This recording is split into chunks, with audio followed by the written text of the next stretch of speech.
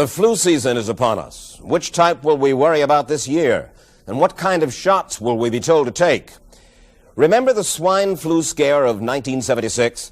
That was the year the U.S. government told us all that swine flu could turn out to be a killer that could spread across the nation. And Washington decided that every man, woman, and child in the nation should get a shot to prevent a nationwide outbreak, a pandemic. Well, 46 million of us obediently took the shot. And now 4,000 Americans are claiming damages from Uncle Sam amounting to $3.5 billion because of what happened when they took that shot. By far the greatest number of the claims, 2/3 of them, are for neurological damage or even death, allegedly triggered by the flu shot. We pick up the story back in 1976 when the threat posed by the swine flu virus seemed very real indeed. This virus was the cause of a pandemic in 1918 and 1919 that resulted in over 500,000 deaths in the United States, as well as 20 million deaths around the world. See how easy it is to... Thus, the U.S. government's publicity machine was cranked into action to urge all America to protect itself against the swine flu menace. Influenza is serious business. During major flu epidemics, millions of people are sick and thousands die. Well, this year you can get protection. The vaccines are safe, easy to take, and they can protect you against flu. So roll up your sleeve. Protect yourself. One of those who did roll up her sleeve was Judy Roberts. She was perfectly healthy, an active woman, when in November of 1976, she took her shot. 2 weeks later, she says, she began to feel a numbness starting up her legs. I joked about it at that time. I said I'll be numb to the knees by Friday if this keeps up. By the following week, I was totally paralyzed. So completely paralyzed, in fact, that they had to operate on her to enable her to breathe. And for 6 months, Judy Roberts was a quadriplegic. The diagnosis? A neurological disorder called Guillain-Barré syndrome, GBS for short. These neurological diseases are little understood. They affect people in different ways. As you can see in these home movies taken by a friend, Judy Roberts' paralysis confined her mostly to a wheelchair for over a year. But this disease can even kill. Indeed, there are 300 claims now pending from the families of GBS victims who died, allegedly as a result of the swine flu shot. In other GBS victims, the crippling effects diminish and all but disappear. But for Judy Roberts, progress back to good health has been painful and partial. Now, I notice that your smile, Judy, is a little bit constricted. Yes, it is. Is it different from what it used to be? Very different. I have a greatly decreased mobility in my lips. And I can't drink through a straw on the right-hand side. I can't blow out birthday candles. I don't whistle anymore, for which my husband is grateful. It may be a little difficult for you to answer this question, but have you recovered as much as you are going to recover? Yes, this is it. So you will now have a legacy of braces on your legs for the rest of your life? Yes, the weakness in my hands will stay, and the leg braces will stay. So Judy Roberts and her husband have filed a claim against the U.S. government. They're asking $12 million, though they don't expect to get nearly that much. Judy, why did you take the flu shot? I'd never taken any other flu shots, but I felt like this was going to be a major epidemic. And the only way to prevent a major epidemic of a really deadly variety of flu was for everybody to be immunized. Where did this so-called deadly variety of flu, where did it first hit back in 1976? It began right here at Fort Dix in New Jersey in January of that year when a number of recruits began to complain of respiratory ailments, something like the common cold.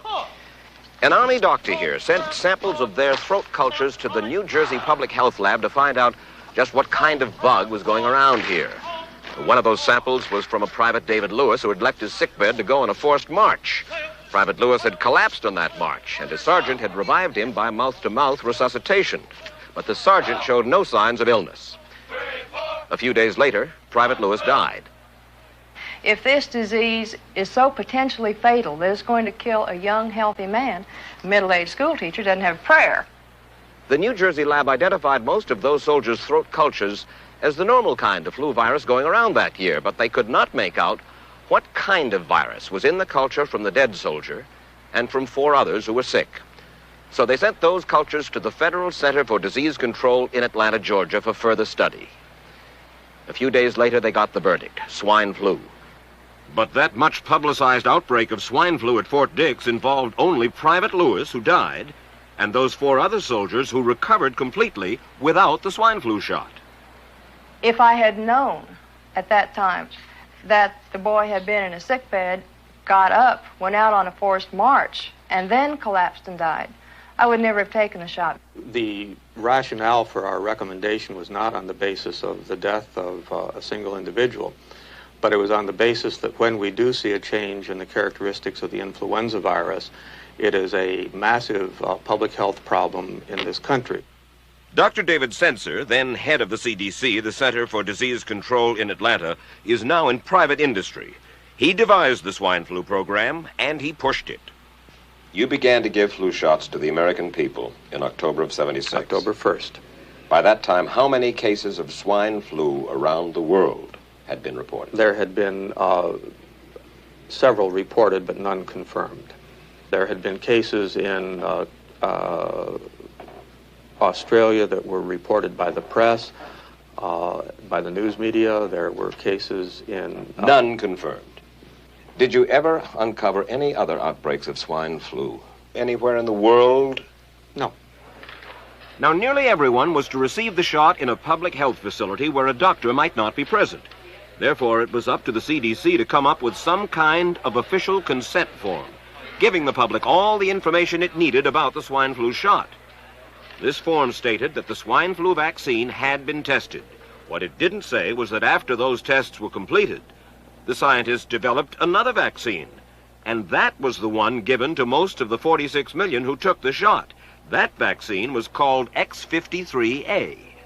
Was X53A ever field tested? I can't say. I would have to... It wasn't. I don't know.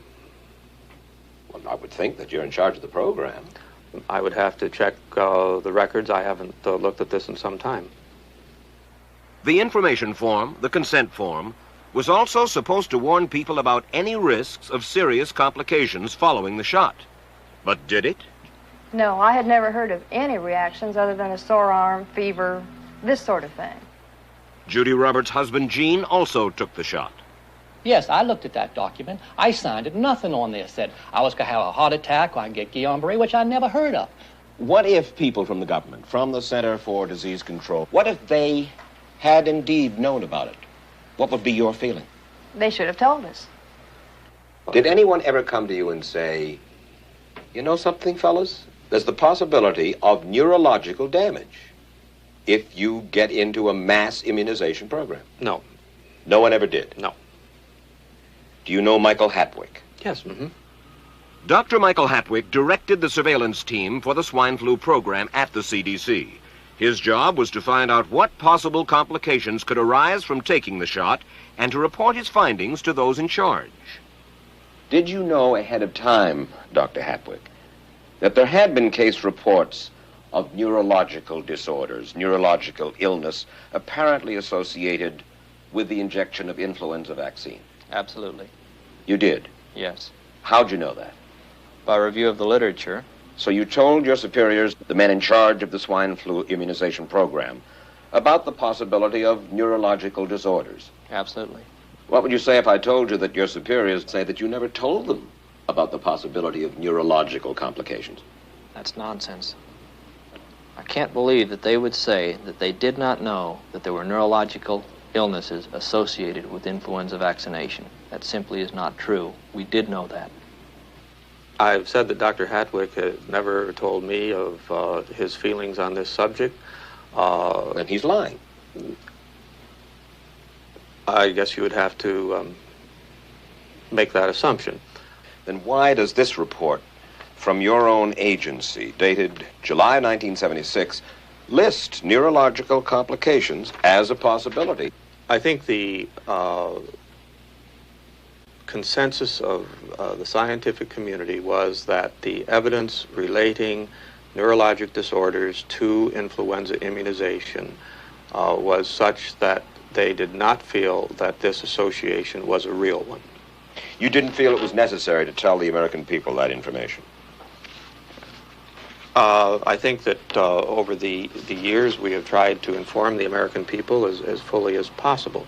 As part of informing Americans about the swine flu threat, Dr. Sensor's CDC also helped create the advertising to get the public to take the shot.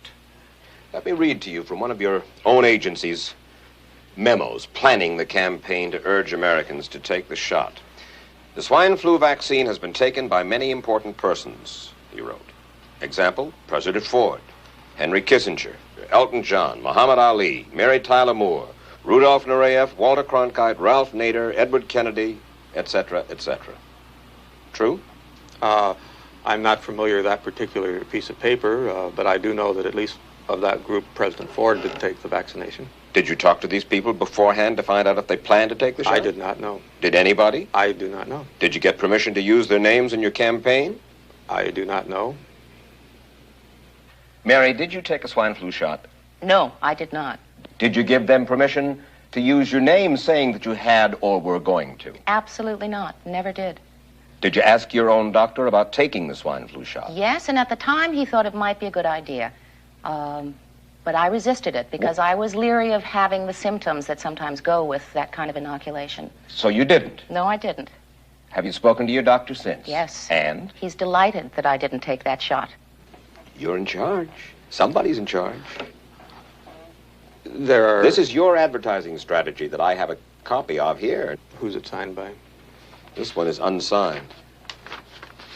But you'll acknowledge that it was your baby, so to speak. It could have been from Department of Health, Education, and Welfare. It could be from CDC. I don't know.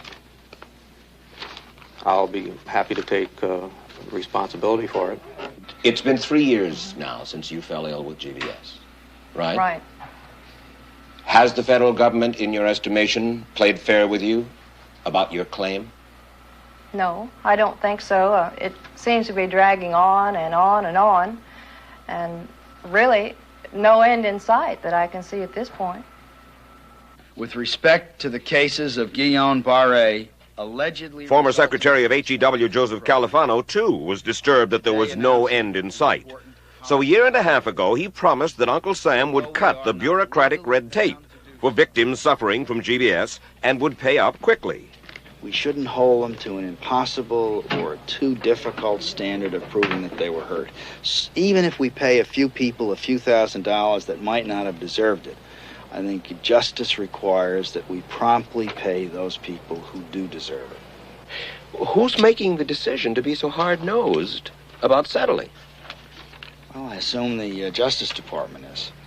Griffin Bell before he left? Well, the Justice Department agreed to the statement I made. It was cleared word for word with the lawyers in the Justice Department by my HEW lawyers. And that statement said, in effect... That statement said that we should pay Guillain-Barré claims without regard to whether the federal government was negligent if they resulted from the swine flu shot. I think the government knows it's wrong. If it drags out long enough, that people will just give up. Let it go. I am a little more adamant in my thoughts than my wife is, because I told Judy to take the shot. She wasn't going to take it, and she never had shots. And I'm mad with my government because they knew the facts, but they didn't release those facts because if they had released them, the people wouldn't have taken. And they can come out tomorrow and tell me there's going to be an epidemic, and they can drop off like flies next to me. I will not take another shot that my government tells me to take. Meantime, Judy Roberts and some 4,000 others like her are still waiting for their day in court.